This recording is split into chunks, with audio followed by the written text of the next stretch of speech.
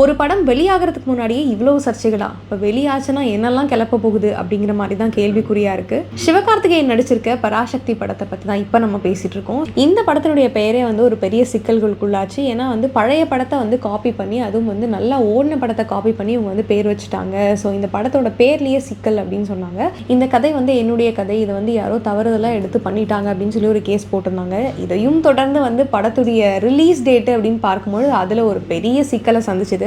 So இந்த மாதிரி தொடர்ந்து சர்ச்சைகளே தான் கிளம்பிட்டு இருந்தது. ஆனால் அதுக்கும் மேலே சர்ச்சைகள் அப்படின்னு ஒரு பக்கம் இருந்தாலுமே, இன்னொரு பக்கம் இந்த படத்தினுடைய பராசக்தி வேர்ல்டு அப்படின்னு சொல்லி வள்ளுவர் கோட்டமில் ஒரு விஷயம் போட்டிருந்தாங்க. அந்த வியூஸ்க்கு அப்புறமா கொஞ்சம் படத்தினுடைய பார்வையானது இந்த பழைய காலத்து பொருட்கள் மேலே இருக்க ஈடுபாடுகள் அதிகமாக இருக்கவங்க அதை பார்க்க ஆரம்பிக்கிறத தாண்டி இப்போ இருக்க யங்ஸ்டர்ஸுமே ரொம்ப ஆர்வம் காமிச்சாங்க இந்த படத்தில் அப்படின்னே சொல்லலாம்.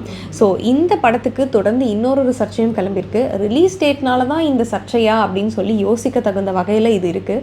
ஸோ இந்த படத்துக்கு முன்னாடி நாள் அப்படின்னு பார்க்கும்பொழுது ஜனநாயகன் ரிலீஸ் ஆகிருக்கு. இந்த படத்தை ஒட்டியே இந்த படம் ரிலீஸ் ஆகுதே அப்படிங்கிற சர்ச்சைகள்லாம் எழுப்பும் போதே நம்ம யோசிச்சிருக்கணும். இப்போ இந்த ரசிகர்களும் அந்த ரசிகர்களும் பயங்கரமாக ஃபைட் பண்ணிட்டு இருக்காங்க சோஷியல் மீடியாவில் அப்படின்னு சொல்லி தகவல்கள் வெளியாகிருக்கு. பொதுவாகவே ஒரு பெரிய ஹீரோவோட படம் வருது அப்படின்னு சொல்லும் பொழுது அந்த டைமில் நம்மளுடைய படத்தை வெளியிட வேண்டாம், கொஞ்ச நாள் கழிச்சு விடலாம், அவங்களுக்கு போட்டியாக போக வேண்டாம் அப்படின்னு சொல்லி நிறைய பேர் யோசிக்கிறது வழக்கம்.